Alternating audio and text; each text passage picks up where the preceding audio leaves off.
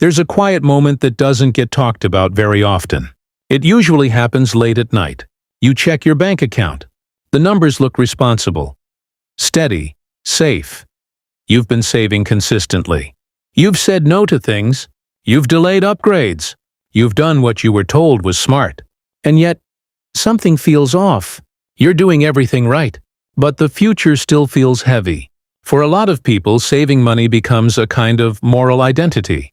It feels disciplined, mature, in control. You move money into a savings account, and it gives you a small sense of relief. A sense that you're protecting yourself from uncertainty. That you're being careful. But here's the uncomfortable thought. What if saving money alone isn't actually building the life you think it is? Not because saving is bad, not because being cautious is wrong, but because money sitting still has a quiet cost. A cost that doesn't show up as a fee. A cost that doesn't send you a notification. A cost that slowly reshapes what's possible for you over time. We're often taught that financial safety comes from accumulation. Put more away. Build a cushion. Grow the balance. And to a point, that's true. Stability matters. Liquidity matters. Breathing room matters. But wealth is not the same thing as a balance that doesn't move. There's a difference between protecting money and positioning it. Between storing value and multiplying it. And if that difference isn't understood, something subtle happens. You can spend years being careful, without actually progressing. That's the tragedy of the saver.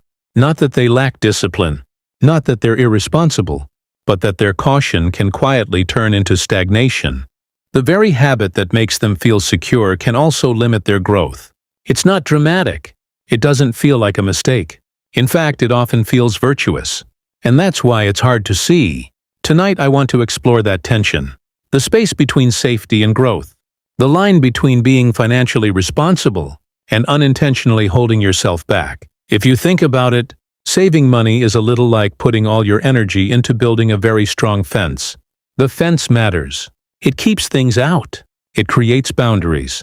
It gives you a sense of control over what enters your space. But a fence by itself doesn't grow anything. You can spend years reinforcing it, making it taller, making it thicker, checking it constantly. And inside that fence, nothing changes. The ground stays the same. The seeds are never planted. A savings account functions in a similar way. It protects. It preserves. It reduces volatility. Psychologically, it lowers anxiety because the number is stable. It doesn't swing. It doesn't surprise you. And the human brain loves stability. We are wired to avoid loss more than we are wired to pursue gain. Behavioral economists call this loss aversion. The pain of losing $1 feels stronger than the pleasure of gaining one. So we gravitate toward what feels safe, predictable, contained. Saving satisfies that instinct perfectly. You see the balance. It doesn't drop. It doesn't fluctuate with markets. It doesn't test your patience. It simply sits there, reassuring you that nothing bad is happening. But nothing meaningful is happening either. We often confuse the absence of loss with the presence of progress. That's the misunderstanding. Progress in a financial sense usually requires exposure. It requires time in systems that move. Businesses grow. Markets expand. Assets compound. None of that happens in a space designed only to preserve. Imagine storing seeds in a vault because you're afraid they might not grow. They stay intact, safe, untouched. Years pass. Technically, you haven't lost them. But you also haven't harvested anything. There's also a deeper identity layer to this. Being a saver feels responsible. It becomes part of how you see yourself. The careful one. The disciplined one. The one who doesn't make reckless decisions. And once an identity forms, we protect it. Sometimes more than we protect our potential. So when investing feels uncertain, or when growth requires tolerating short-term fluctuation, it clashes with that identity. It feels like stepping outside the fence. Exposed. Vulnerable. And so we stay where it feels controlled. What makes this subtle is that the math doesn't scream at you.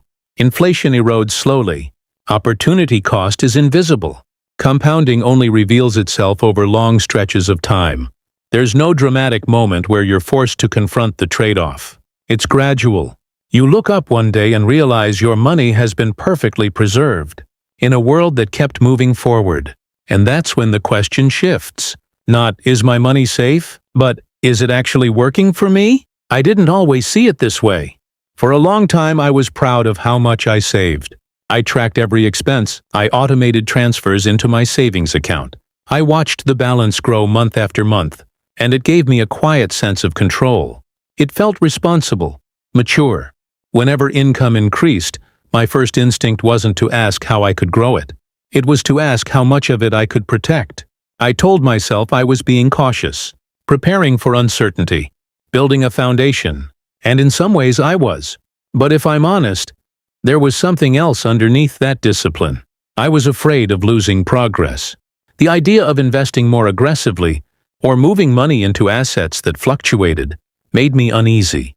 Even when I understood the logic, even when I knew on paper that long-term growth required some level of risk, emotionally I preferred the stillness. I remember opening my banking app and feeling a small wave of relief just seeing the number there. Unchanged, stable, intact. It felt like proof that I was doing okay, that I wasn't falling behind. But at the same time, there was a quiet frustration I couldn't fully name. I was working hard, earning more than I had in previous years. Yet my financial life didn't feel like it was expanding. It felt contained, like everything I was building kept getting stored instead of deployed. I told myself I was being patient, but patience can sometimes be disguised hesitation.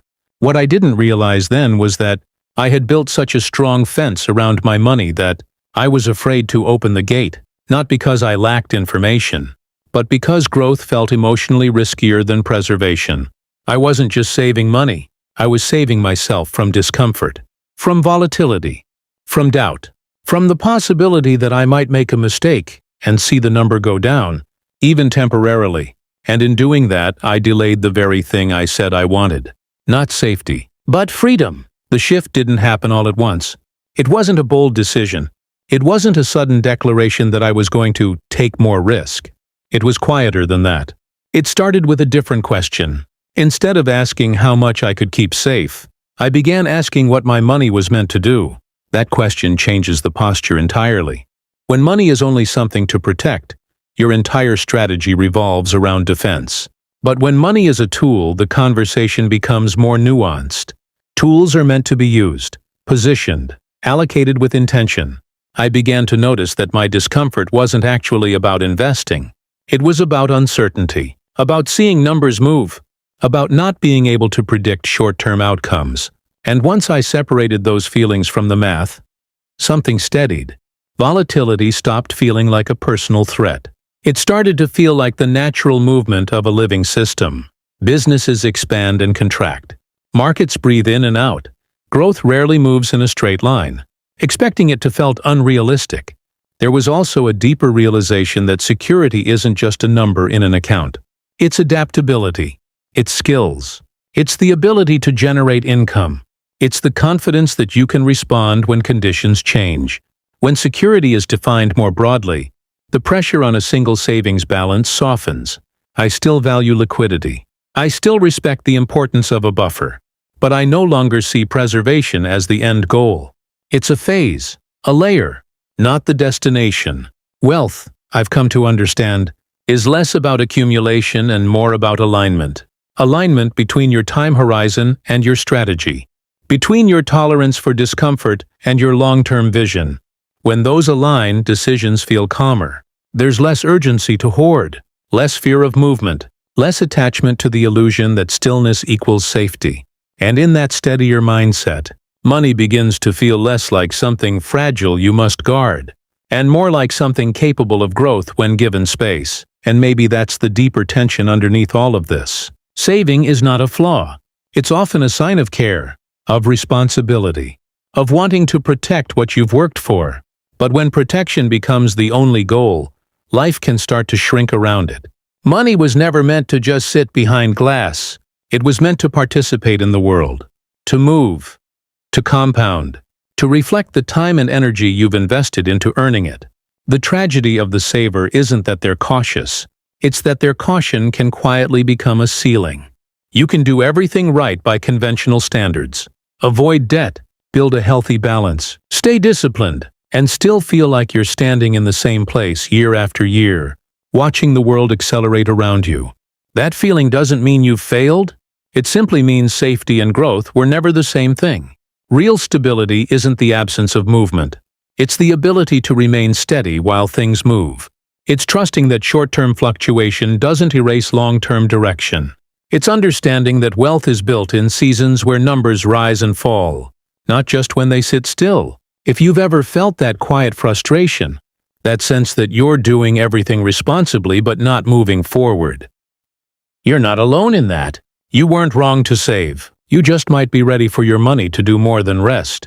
And sometimes, that realization is less about changing everything overnight, and more about gently widening the definition of what financial security really means.